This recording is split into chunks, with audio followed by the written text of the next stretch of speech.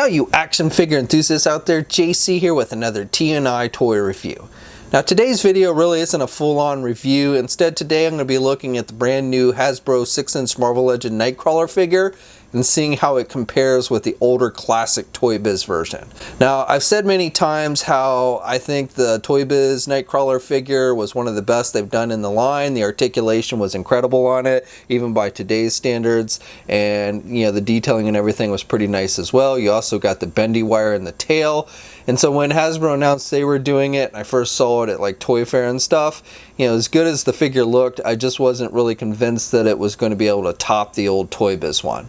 So that's what today's video is all about, you know, just for my own personal curiosity to see which figure is better. Okay, now we'll start off looking at the Hasbro Nightcrawler. And as far as accessories go, I'll give the win to Hasbro because the Toy Biz Nightcrawler really didn't come with any accessories. Both figures did come with Build-A-Figure pieces, and as far as the Build-A-Figure of the wave, you know, I do give the win to Toy Biz because you got the torso section for the Galactus Build-A-Figure, which was one of the best Build-A-Figures that we've ever gotten for Marvel Legends. With the Hasbro version, you get the arm for the Wendigo, and while I haven't put this thing together, you know, so I can't really say how good this Wendigo figure is. I don't think it's going to be better than the old Toy Biz Galactus. But for just normal figure accessories, again, you really didn't get anything with the Toy Biz version. With the Hasbro one, you get a couple of different things. So first up, you get a sword. Nightcrawler in the comics has been known to be somewhat of a swashbuckler and would use a sword like this, so it's cool that Hasbro included that.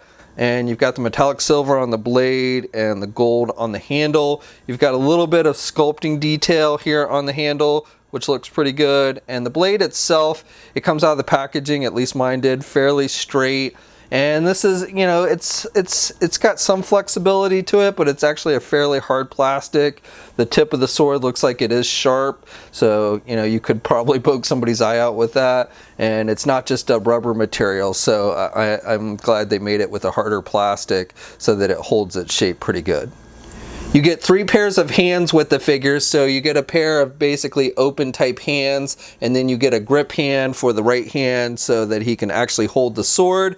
Now this is a pretty tight grip, so you may have to pull the fingers out a little bit to get the actual sword in there, but again, once you do get it in there, he will hold the sword nice and tight. And here's the figure holding the sword with that grip hand, and again, you know, once you get it in there, he will hold it nice and tight. You don't have to worry about it falling out. Now, a quick thing to note here, this is the Toy Biz figure, and you only got one set of hands with this figure. The hands weren't actually removable on the older figures, but you didn't need multiple hands with the Toy Biz one, especially this Nightcrawler figure, because you had the articulated fingers, and both of the fingers are individually articulated on this one. The thumb is not articulated really, but the 2 fingers are, and so, you know, he can hold this sword without any issue because the fingers will close, and especially on the right hand, he has a pretty tight grip. And then finally, with the Hasbro figure and accessories, you get 3 different head sculpts. So you get a more normal looking one, you get one where you can see his fangs, and then you get one with the open mouth. Now, I don't know, this one over his eyes and on his forehead has a black wash to it. I'm not really sure what the point of that is. You know, I'm sure there's an actual reason for that, but I'm not entirely sure why.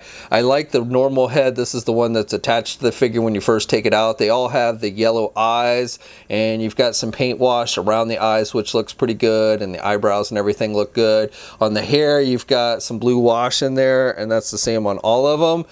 You know, I think maybe they did a little bit too much on the top there, especially on the back like with this one, but I do like that they added that blue wash. You had the same thing on the Toy Biz version as well, but you didn't get the 3 different head sculpts, and I've got to admit that all 3 of these head sculpts probably look better, a little better than the Toy Biz one. So as far as the heads go, I do give the win to Hasbro. So here's a look at the regular head sculpt on the figure, and this is the one that's attached to the figure when you take it out of the packaging. And of course, you also have the Spock ears, which look pretty good. And again, I like the blue wash, even though on some of them, like the one, it's a little heavy on the top there, but with this one, I think they did a pretty good job with it. This is the second head sculpt on the figure. This is the one where he's kind of smiling. Looks like he's smiling a little bit, and you can see his fangs. This is the one where I think they overdid it a little bit with the the blue wash on the top there towards the back, but overall, you know, I think it's a pretty good looking head sculpt. And then the final one with the open mouth, he looks like he's angry, maybe yelling at somebody. And again, you've got that strange wash over on the forehead and over the eyes, which I'm not entirely sure why. And personally, I think it kind of throws off the look. So, you know, this might be one you want to use when he's, you know, fighting or, you know, attacking somebody, but I don't really like that wash effect that they have on the forehead and over the eyes. Here's a look at the head sculpt on the Toy Biz figure, and you know, I think they did a pretty good job with this one. It's not a bad looking head sculpt, but I do think the Hasbro ones are a little better looking. He kind of looks like he's pouting here. He does have the yellow eyes and he's got the Spock-like ears, and then he does have blue wash on his hair just like with the Hasbro one. So again, not a bad looking head sculpt, but I do think the Hasbro one looks a little bit better. Okay, and then finally, here's a comparison of the two head sculpts, the Hasbro one and the Toy Biz one. This is the normal one that's attached to the figure for the Hasbro figure. Very similar look, but again, almost looks like he's pouting. Maybe because, you know, he's actually got blue lips, so a little added detail with the Toy Biz version, but I don't really like how his lips look on that one as much. So you've got a little bit darker blue on the Hasbro version, but you know, again, both are pretty good looking, but I kind of prefer that Hasbro one just a little bit better. Okay, now for the rest of the figure, your paint applications are pretty basic. You've got the red on this vest piece that he wears, this outer piece, and this is these shoulder pieces are done with a rubber material, so they do have some flexibility. And then the rest of the figure is just black other than the gloves and the feet. So his gloves, you've got the red painted at the top and then the white, and same with the boots that he wears. I assume those are boots. And you know, again, you've got the red. I've got some black bleeding through on the red here, and then I have a little bit of red that looks like got on the white portion there on his glove on the right side. But otherwise, you know, pretty solid paint applications with the figure. And the skin tone, you know, he's got the blue, and then he's got the tail in the back there that is also blue that matches up with his face pretty good. Now for the Toy Biz figure, again, the paint applications are pretty basic. You really don't have any washes or anything other than in the hair. So you've got the red again on the outer piece, and the shoulder pads, like with the Hasbro one, were done with a rubber type material, so they have some flexibility. They stick out a little bit more on the Toy Biz figure. And then you have the black that comes down here in the middle, and then you've got the black. You can see I've had some red here bleeding over in some of the joints. Now this figure is much older, so you know, still overall over the course of time, I think the paint applications have held up pretty good. A little bleeding maybe through the white with the black, and I got like a little red mark there on the foot of my Toy Biz one. But overall, you know, the paint applications have held up over the years, and while basic, you know, I think it looks pretty good. You've got the tail, again, with the blue that matches the blue on the face. It's a lighter blue than the Hasbro version, but the blues do match up nicely. So, you know, I would say paint applications between the two figures is pretty equal. Now as for the actual tails themselves, the Toy Biz one does win out here because it's got the bendy wire in it. The Hasbro one does not. It is made with, you know, rubbery material, so you can bend it, but it's going to go back to its original shape. You can't actually pose it. You can rotate it there where it connects to the figure, so you can move it around that way, but again, there's no bendy wire. Now the one area where I do kind of like the Hasbro tail a little better is with the tip. It is a much pointier looking, sleeker tip than the Toy Biz one, so I do think it looks a little better. But overall, you know, with the bendy wire in the tail with the Toy Biz one, that one wins out. I know why Hasbro didn't include it. It's because of safety regulations, but it definitely would have been nice if they could have included that feature like on the Toy Biz version. And here's a look at the Toy Biz tail, and you can see that you can basically pose it however you want because of that bendy wire. And because this is an older figure, you can see that bendy wire is actually held up quite nicely over the years. No issues with it, you know, the bendy wire breaking through or anything. So definitely, you know, really nice. You can also, well, no, actually, I take that back. I was going to say you can rotate it, but you can't. You can just bend it. But definitely you can get this thing in a lot better positions, and, you know, it works a lot better with the wire in there. And again, the tip, I don't like quite as much on this one. You know, it's a little fatter looking. It's got the little dots in there, so I do think the tip of the tail on the Hasbro one looks better, but overall, you know, with that bendy wire, the Toy Biz tail wins the day. Okay, and here's a look at the two figures standing straight up next to each other, and you'll notice, surprisingly, the Toy Biz figure is actually a hair taller than the Hasbro figure. They're pretty close to the same height, but generally the Toy Biz figures are shorter than the Hasbro ones. So just something I wanted to note. Now the only thing, you know, I would say both of these figures look really good as far as capturing the likeness of the character.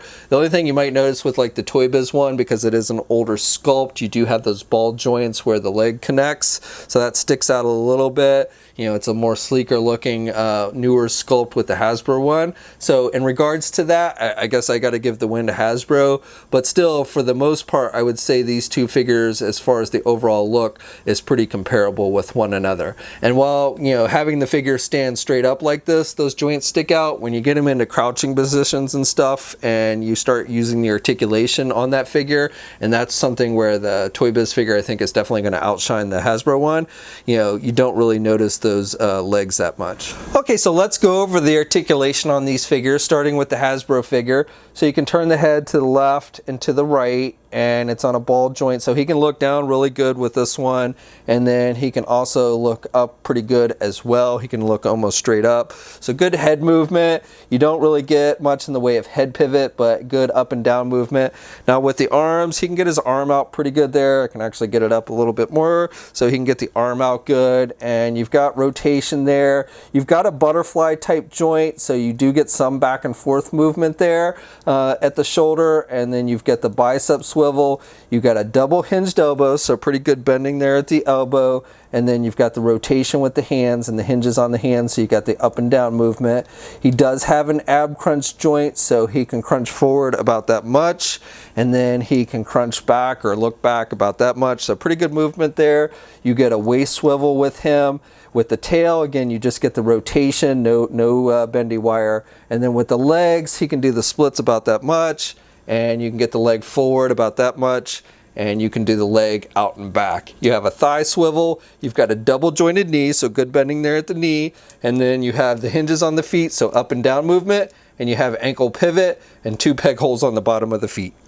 Now with the Toy Biz figure, again, you can turn the head to the left and to the right. It again is on a ball hinge joint like with the Hasbro one.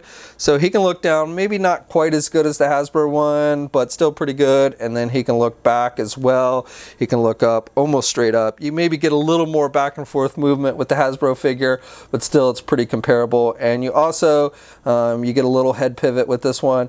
And then with the arms, he can get his arms out good. You know, you can actually get it up probably higher than the Hasbro one, and you've got rotation there.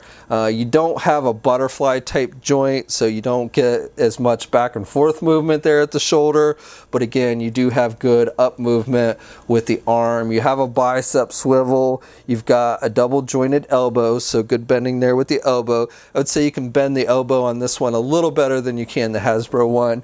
You've got rotation with the hands. They're at the glove cuff. The rotation there is the glove cuff, and then you have hinges, so good up and down movement with the hands.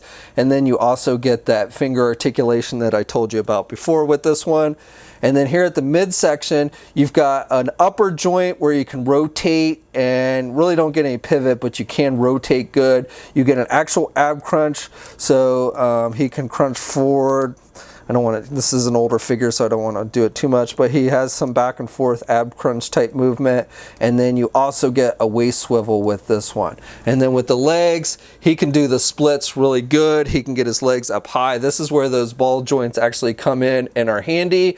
And so, and if, as long as you turn those ball joints, you do have to kind of turn them.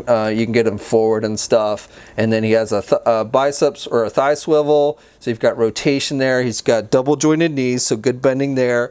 And then you have a boot cuff swivel with this one. You have hinges, you have ankle pivot, and then you get toe articulation on both the front and back toes. So it's actually double jointed toe articulation, I guess you could call. So you get really good foot movement with this one.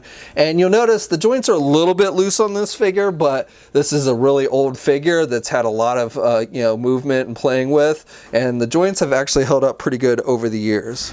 And again, you can see I've now got him in a crouching type position, and you really don't notice those ball joints on the legs at all. And again, they come in really nice with the articulation and the movement there. So overall, as far as articulation goes, the Toy Biz figure figure does win the day. Okay, so that's my review or my comparison, and while both figures are really good, Hasbro did a really good job with theirs, and I actually like the head sculpt a little better with the Hasbro one, and of course you do have the more modern, sleeker body with the Hasbro one.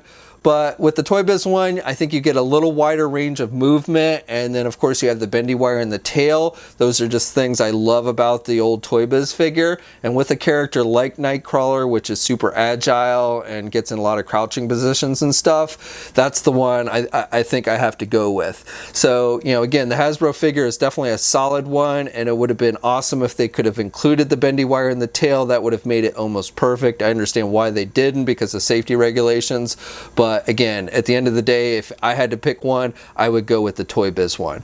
So there you go. I'd love to hear your thoughts. Which one do you prefer? You know, if you have both of them, which one are you going to display on your shelf? You know, maybe both, I don't know, but let me know in the comments section below. Also, please subscribe to the channel, hit the like button if you're so inclined, and also hit the bell notification so you're alerted every time I upload a new video. You can also follow me on my Facebook, Twitter, and Instagram accounts. I have links to those in the video description. There's also a link to an image gallery if you want to get a better look at both figures separately and together. I'll have a link to that in the video description as well. And until next time, guys, I'll catch you later.